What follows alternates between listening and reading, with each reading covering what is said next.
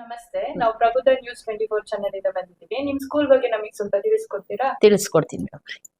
Maruti education trust ಇಂದ ನಾವು ಹೃತ್ಪೂರ್ವಕವಾದ ಧನ್ಯವಾದಗಳು. ಸತತವಾಗಿ 23 ವರ್ಷಗಳಿಂದ ಈ ವಿದ್ಯಾಸಂಸ್ಥೆಯನ್ನು ನಡೆಸುತ್ತಾ ಬಂದಿದ್ದೇವೆ. ಪ್ರಬುದ್ಧ ಕರ್ನಾಟಕ ನ್ಯೂಸ್ 24 ಚಾನೆಲ್ನ ಸಮಸ್ತ ವೀಕ್ಷಕರಿಗೆ ನನ್ನ ನಮಸ್ಕಾರಗಳು. ನಮ್ಮ ಶಾಲೆ ಸುಮಾರು 23 ವರ್ಷಗಳಿಂದ ಈ ದೊಡ್ಡಬಳ್ಳಾಪುರದ ಪಾಲಂಜೋಗಿಹಳ್ಳಿಯಲ್ಲಿ ನಡ್ಕೊಂಡು ಬಂದಿದೆ. ಉತ್ತಮವಾದಂಥ ಗುಣಮಟ್ಟದ ಶಿಕ್ಷಣದ ಜೊತೆಗೆ ಎಲ್ಲ ಸಹಪಠ್ಯ ಚಟುವಟಿಕೆಗಳನ್ನು ಕೂಡ ಇವತ್ತು ಮಕ್ಕಳಿಗೆ ನೀಡ್ತಾ ಇದ್ದೇವೆ. ಜೊತೆಗೆ ಇನ್ನೊಂದು ವಿಶೇಷತೆ ಏನು ಅಂತ ಹೇಳಿದ್ರೆ ಈ ಭಾಗದಲ್ಲಿರ್ತಕ್ಕಂಥ ಕೂಲಿ ಕಾರ್ಮಿಕರ ಮಕ್ಕಳು, ಕಡುಬಡವರು, ಫ್ಯಾಕ್ಟರಿ ಎಂಪ್ಲಾಯೀಸ್ ಮಕ್ಕಳು, ಮತ್ತೆ ಈ ಒಂದು ಕೃಷಿಕ ಕುಟುಂಬದಿಂದ ಬಂದಿರತಕ್ಕಂತಹ ಹಲವಾರು ಮಕ್ಕಳು ಉತ್ತಮವಾಗಿರ್ತಕ್ಕಂತಹ ಒಂದು ಶಿಕ್ಷಣವನ್ನ ಇವತ್ತು ಪಡ್ಕೊಂಡು ಹೋಗ್ತಾ ಇದ್ದಾರೆ.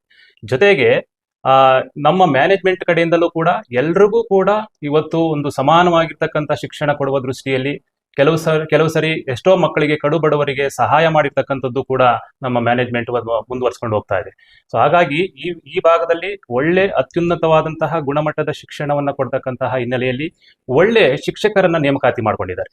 ಎಲ್ಲರೂ ಕೂಡ BA B.Ed, MA B.Ed, MSc B.Ed, BSc B.Ed ಈ ರೀತಿ ಟೀಚರ್ಸ್ ಟ್ರೈನಿಂಗ್ ಆಗಿರ್ತಕ್ಕಂತಹ ಶಿಕ್ಷಕರನ್ನ, ನುರಿತವಾದಂತಹ ಶಿಕ್ಷಕರನ್ನ ಇವತ್ತು ನಾವು ಈ ನಮ್ಮ ವಿದ್ಯಾಸಂಸ್ಥೆಯಲ್ಲಿ ನಾವು ಮಕ್ಕಳಿಗೆ ವಿದ್ಯೆಯನ್ನು ಕೊಡಿಸ್ತಾ ಇದ್ದೀವಿ.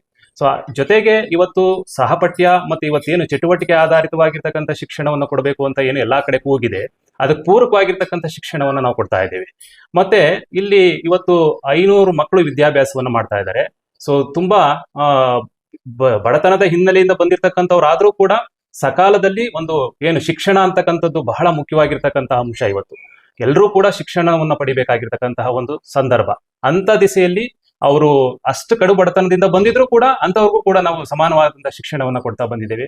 ಅದಲ್ಲದೆ SSLCಯಲ್ಲಿ ಸುಮಾರು ಸತತವಾಗಿ ನಾನು ಒಂದು 4-5 ವರ್ಷಗಳ ಕಾಲ 100ಕ್ಕೆ 100% ರಿಸಲ್ಟ್ ಅನ್ನ ಕೊಟ್ಟು ಒಂದು ಉತ್ತಮವಾಗಿರ್ತಕ್ಕಂಥ ಗುಣಮಟ್ಟವನ್ನ ನಾವು ಫಲಿತಾಂಶವನ್ನ ಪಡ್ಕೊಳ್ತಾ ಬಂದಿದ್ದೇವೆ. ಜೊತೆಗೆ ಇತ್ತೀಚಿನ ಒಂದು ಬೆಳವಣಿಗೆಗಳ ಪ್ರಕಾರ ನೋಡೋದಾದ್ರೆ ಇವತ್ತು ಶಾಲೆಗಳು ಇವತ್ತು ಬೇರೆ ಬೇರೆ ಕಡೆ ಎಲ್ಲ ಹೆಚ್ಚಿನ ಪೈಪೋಟಿಯನ್ನ ಕೊಡ್ತಾ ಇದ್ದಾವೆ.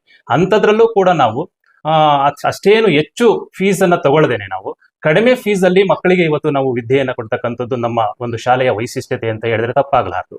ಜೊತೆಗೆ ಇವತ್ತು ನಾವು ವಿಜ್ಞಾನದ ಒಂದು ಲ್ಯಾಬ್ ಆಗಿರ್ಬೋದು, ಕಂಪ್ಯೂಟರ್ ಲ್ಯಾಬ್ ಆಗಿರ್ಬೋದು, ಮತ್ತೆ ಆಟದ ಮೈದಾನವಾಗಿರ್ಬೋದು, ಇವೆಲ್ಲವೂ ಕೂಡ ಸುಸಜ್ಜಿತವಾಗಿದೆ.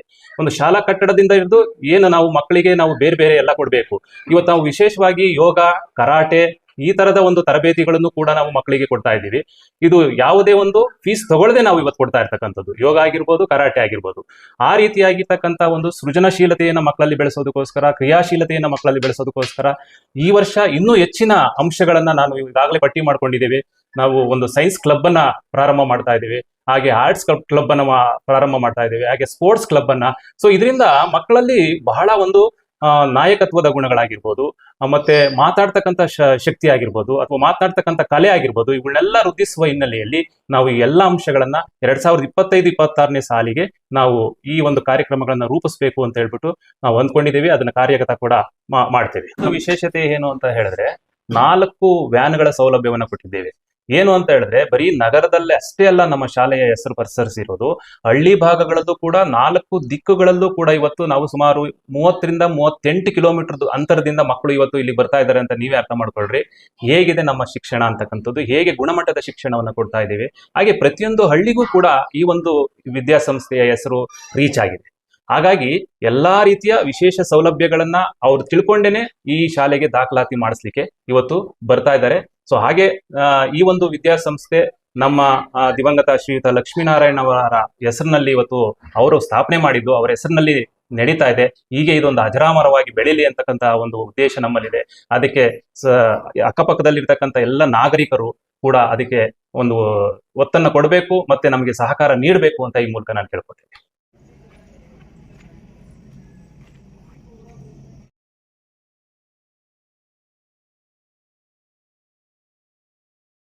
ಇದು ನಮ್ಮ ಕಂಪ್ಯೂಟರ್ ಲ್ಯಾಬು. ಬಹಳ ಸುಸಜ್ಜಿತವಾಗಿರ್ತಕ್ಕಂತಹ ಎಲ್ಲ ಸಿಸ್ಟಮ್ಗಳಿದಾವೆ. ಪ್ರತಿ ವಾರ ನಾವು 2 ರಿಂದ 3 ಕ್ಲಾಸನ್ನ ನಾವು ಪ್ರಾಕ್ಟಿಕಲ್ ಆಗಿ ಮಕ್ಕಳಿಗೆ ಬೋಧನೆ ಮಾಡ್ತೀವಿ.